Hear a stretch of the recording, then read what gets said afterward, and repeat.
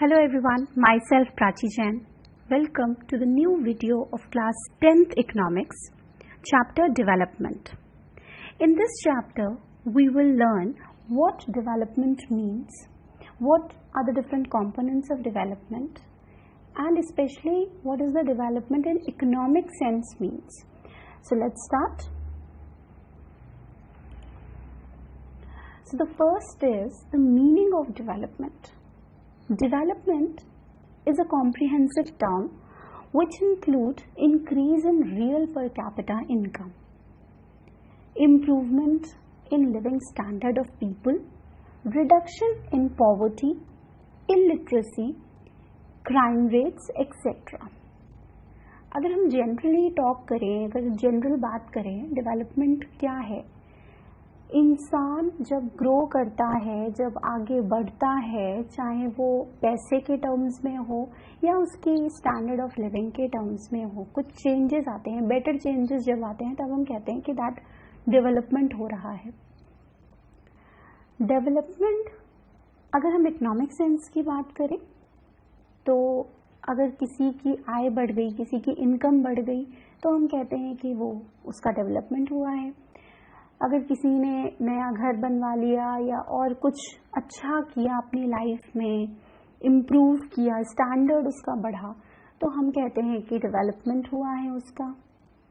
गरीबी कम हो गई तभी हम कहेंगे कि डेवलपमेंट हुआ है.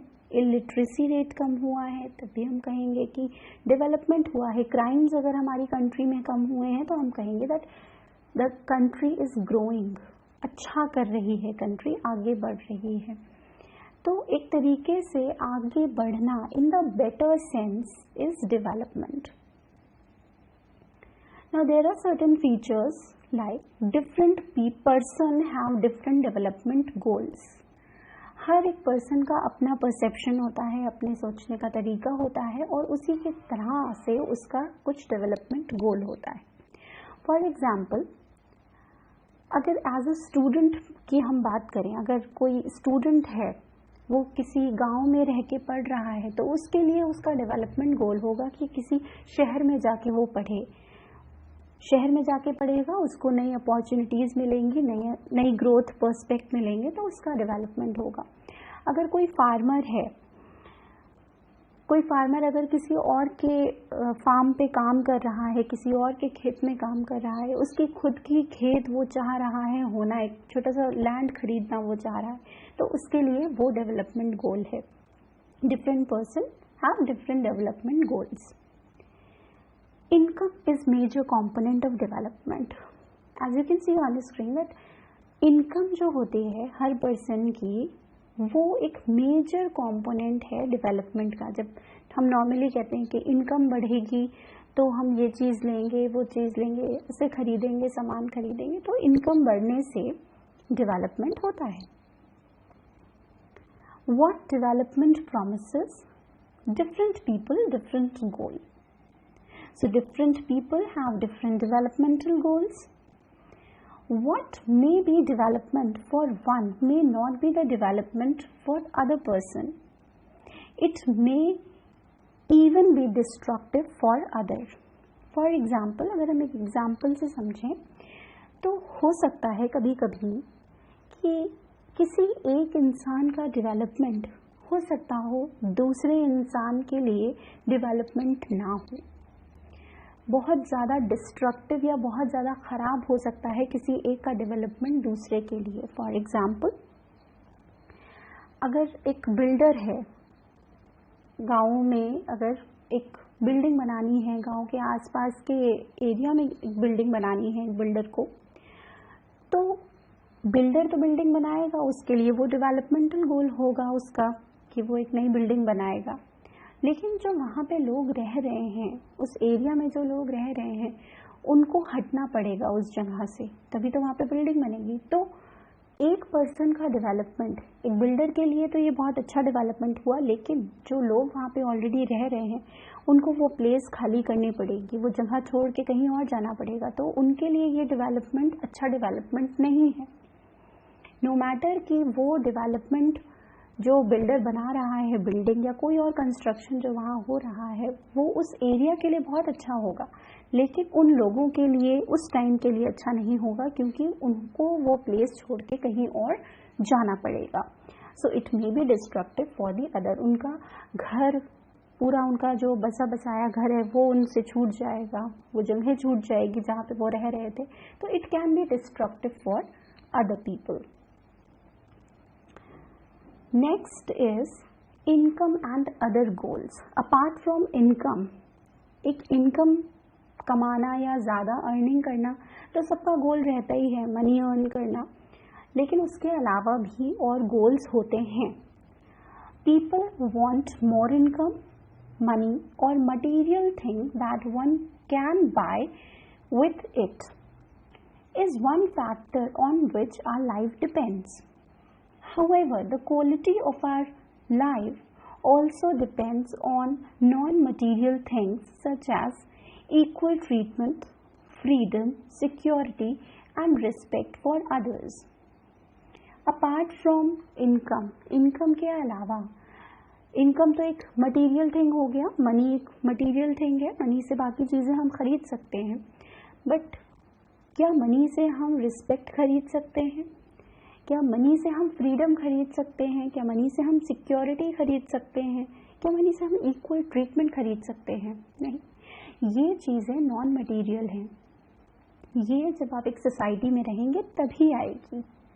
सो इनकम के अलावा लोगों के कुछ और गोल्स भी होते हैं कि अगर वो एक सोसाइटी में रह रहे हैं तो उनको एक रिस्पेक्टफुल सोसाइटी मिले, इक्वल ट्रीटमेंट मिले। हम आज बात करते हैं दैट मेन एंड वुमेन को इक्वल ट्रीटमेंट मिलना चाहिए, बट बहुत सारी ऐसी जगहें हैं जहाँ पे हम देखते हैं बहुत अनफेयर ट्रीटमेंट होता है।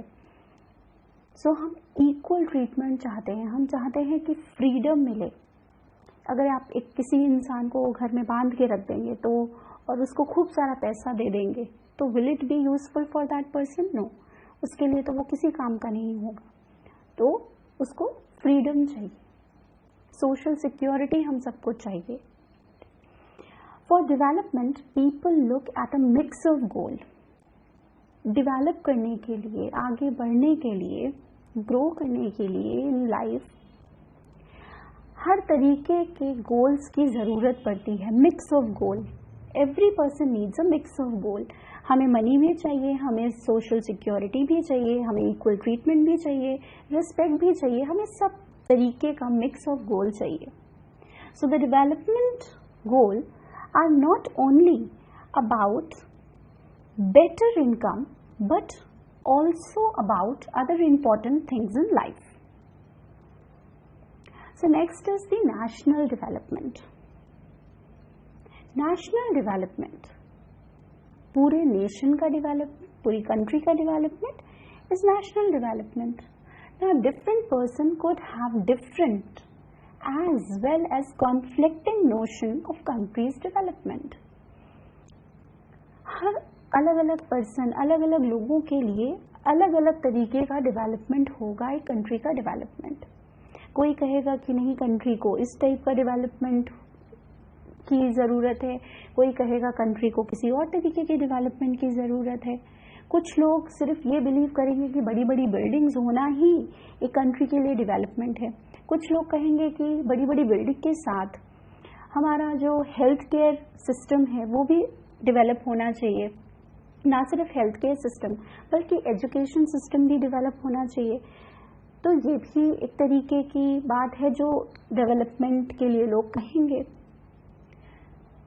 How to compare different countries और स्टेट, हम कैसे अलग अलग कंट्रीज को कंपेयर करें ताकि हमें ये पता लग पाए कि कौन सी कंट्री अच्छी है या डेवलप्ड है, या कौन सी कंट्री नॉट डेवलप्ड या अंडर डेवलप्ड है, या कोई कंट्री डेवलपिंग है। To compare countries, their income is considered to be one of the important attributes. अगर हमें किसी कंट्री को कंपेयर करना है तो हम उसकी इनकम, कंट्री की जो इनकम है उससे कंपेयर करके बताएंगे कि अगर कोई कंट्री बहुत ज़्यादा कमा रही है तो वो कंट्री काफ़ी डेवलप्ड है। कोई कंट्री कम कमा रही है तो वो कम डेवलप्ड है। Countries with higher income are more developed than other with a less income. As different countries have different population, comparing total income will not tell us what an average person earns. अलग अलग country में अलग अलग population होती है, किसी country की बहुत ज़्यादा पॉपुलेशन होती है, किसी कंट्री की कम पॉपुलेशन होती है। तो अगर हम टोटल इनकम किसी भी कंट्री की कंपेयर करेंगे तो हमें नहीं पता चल पाएगा कि एक एवरेज वहाँ पे जो पर्सन है उसकी एवरेज इनकम कितनी है, नॉर्मली एक पर्सन कितना कमा लेता है, हमें नहीं पता लग पाएगा। So we compare the average income of country, तभी हम एवरेज इनकम कंपेयर करते हैं, जिसको हम PCI यानी पर कैपिटा इनकम भी कहते हैं।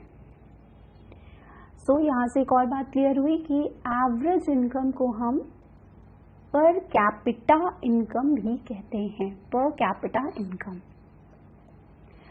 Average income is the total income of the country divided by it's total population. It is also called per capita income. एक छोटे से फॉर्मूले से भी एवरेज इनकम को डिनोट किया जाता है, वो है total income of the country divided by total population of a country.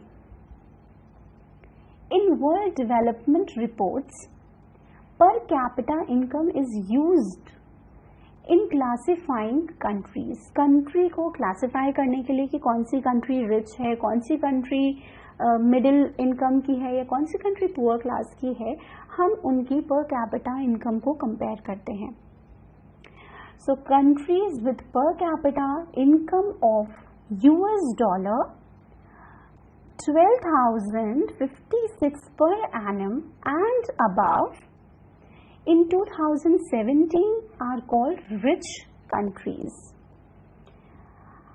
हम जब भी कंपैरिजन करते हैं कंट्रीज का, हम US डॉलर में करते हैं। अब US डॉलर में क्यों किया जाता है? बिकॉज US डॉलर एक जनरल एक्सेप्टेबिलिटी रखता है, पूरे ऑल ओवर द वर्ल्ड में US डॉलर को जनरली एक्सेप्ट किया जाता है और उसी के अकॉर्डिंग हर कंट्रीज का कंपैरिजन किया जाता है। हर कंट्रीज की इनकम उनकी करेंसी में होती है, बट US डॉलर के अकॉर्डिंग उसको रीड किया जाता है।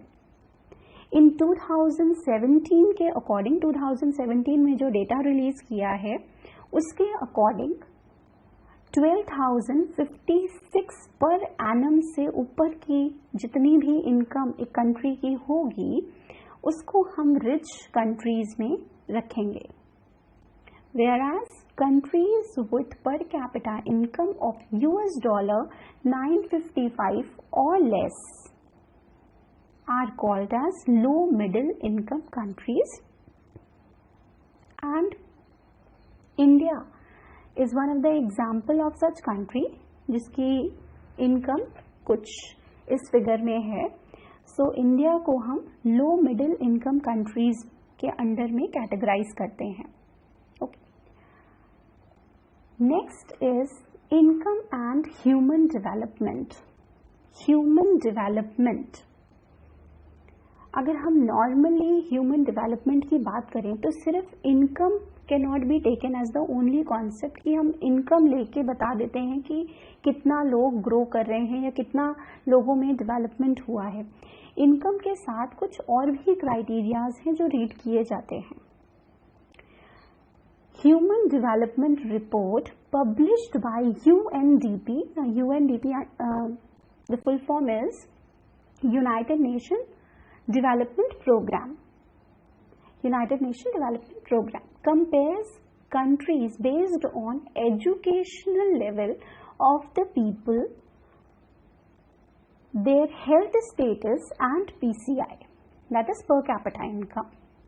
The human development indicators, certain indicators are there which are of human development, जो बताते हैं कि human development किन किन चीज़ों को कंसिडर करके बनता है।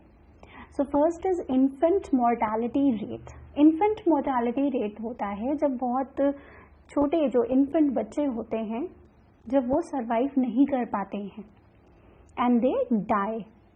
So it indicates the number of children that died before the age of 1 year as the proportion of 1000 live births. Literacy rate means it measures the proportion of literate population in 7 and above age group. 7 years और उसके ऊपर की जितनी भी age group है उसमें कितने लोग पढ़ लिख सकते हैं या पढ़े लिखे हैं, वो लिटरेसी रेट बताता है. Net attendance ratio defines the total number of children of age group 6 to 10 attending school as percentage of total number of children in the same age group. So it is basically the number of students of the 6 to 10, 6 से 10 साल के जो बच्चे हैं वो school कितना attend कर रहे हैं, percentage of total number of children in the same age group, how many of them are attending the school, that's why it is named as net attendance ratio. I hope आप लोगों को समझ में आ रहा होगा. सो आगे का जो टॉपिक है वो हम नेक्स्ट वीडियो में कवर करेंगे. आज के लिए हम इस वीडियो को इतना ही रखते हैं. आई रियली होप कि आप लोगों को ये टॉपिक समझ में आया होगा. And if you really like it, please do like, share and subscribe to my channel. Thank you very much.